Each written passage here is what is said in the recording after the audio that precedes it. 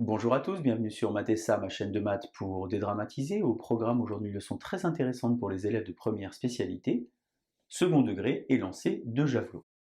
Nous sommes bien évidemment dans le chapitre de première spécialité qui traite du second degré. Je vous insère comme d'habitude le lien vers la playlist du chapitre afin que vous puissiez vérifier vos acquis et vos connaissances. Savez-vous par exemple résoudre une équation du second degré en utilisant le fameux delta, le discriminant? Savez-vous également faire le lien entre tableau de variation et forme canonique? On a donc aujourd'hui un exercice préparé pour vous, un contexte avec un athlète qui lance un javelot. J'ai volontairement derrière moi rien écrit au tableau pour que vous puissiez travailler tout seul à la maison. C'est donc le moment de mettre la vidéo en pause. Vous allez donc tenter de faire cet exercice préparé pour vous et on se retrouve évidemment juste après pour la correction. Allez, à vous de jouer! On se retrouve donc pour la correction. J'ai évidemment rappelé l'énoncé pour commencer. On a h de t qui vaut moins 1/2 de t carré plus 8t plus 2. T représente le temps de vol du javelot, il est donc naturellement exprimé en secondes. C'est la raison pour laquelle t est un nombre positif ou nul. Et la hauteur est bien entendu mesurée à partir du sol. Première question, quand est-ce que le javelot est le plus haut sur sa trajectoire? Pour commencer, on peut déjà rappeler que la trajectoire est ici une parabole, et donc le javelot va être le plus haut à l'abscisse de son sommet, c'est-à-dire ici, alpha égale moins b sur 2a, le javelot est le plus haut au sommet de la parabole. Alors pour calculer le alpha, on va donc identifier, on a b qui vaut 8, c'est donc moins 8 divisé par 2 fois moins 1/2. J'ai donc alpha qui vaut 8, et attention, ce ne sont pas 8 mètres, mais 8 secondes. En d'autres termes, il faut 8 secondes au javelot pour arriver au plus haut de sa trajectoire. Alors deuxième question, on voudrait donc savoir si le javelot atteint les 35 mètres. On va donc utiliser ici une notion très importante qui s'appelle la forme canonique.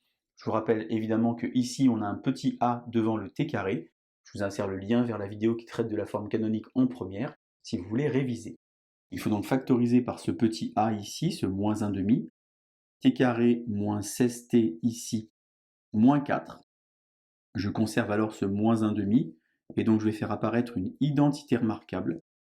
2 fois 8, 16. Je mets donc plus 8 au carré, moins 8 au carré, moins 4. Et donc j'ai ici, très simplement, a carré moins 2ab plus b carré, c'est-à-dire t moins 8 au carré.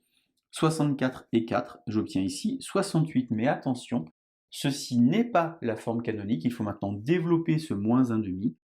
Moins 1/2 de t moins 8 au carré. Et moins fois moins, ça fait plus. Et 68 divisé par 2, ça fait 34.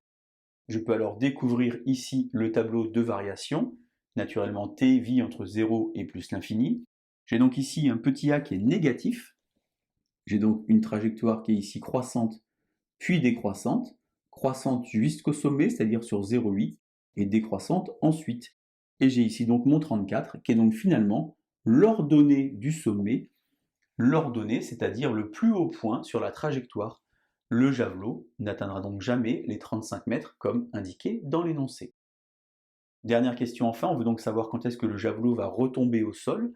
Alors on peut déjà remarquer quelque chose d'important, c'est qu'on peut dire qu'il faut résoudre l'équation h de t égale à 0. Je prends donc l'expression qui est ici, ça n'a pas un grand intérêt de prendre la forme canonique.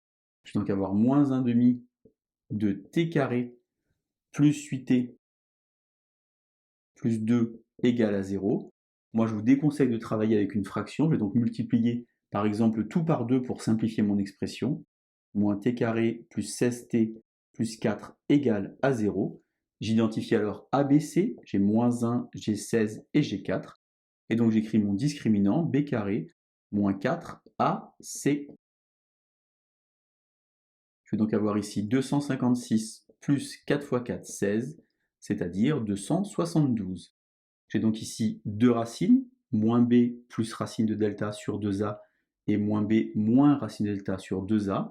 J'ai donc ici moins b, c'est-à-dire moins 16, plus racine de 272 ici, divisé par moins 2, et ici, moins 16, moins racine de 272, divisé par moins 2.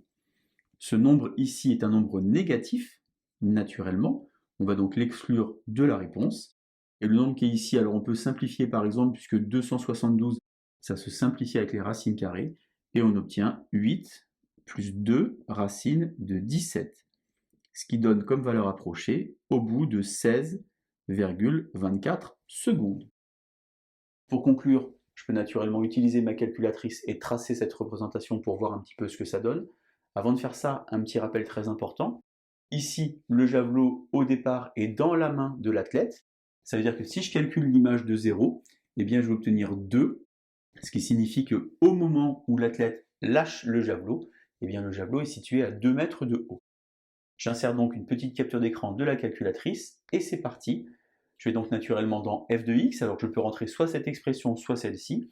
Je vais rentrer par exemple celle-ci, moins 1 demi. Alors ce ne sont pas des t, ce sont des x, mais ça ne change rien. X carré, plus 8x, plus 2. Je commence par faire un zoom 6, c'est-à-dire pour recentrer au milieu de mon écran mon repère. Je me rends compte naturellement que je ne vois pas grand-chose. Je vais maintenant adapter la fenêtre. Je vais donc dans Fenêtre. Je vais donc taper pour Xmin, mettre naturellement 0. Xmax, puisque j'ai vu que ça retombait à 16 secondes 24, eh bien je vais donc ici mettre par exemple 20. Ymin 0. Ymax 40. Et lorsque j'appuie sur Graph, eh bien j'ai la représentation graphique de la trajectoire du javelot qui correspond naturellement à mon tableau de variation. Second degré et lancer de javelot, vous voyez, c'est relativement simple, assez technique. Je vous laisse vous entraîner et je vous dis à bientôt sur Matessa. Bonne journée!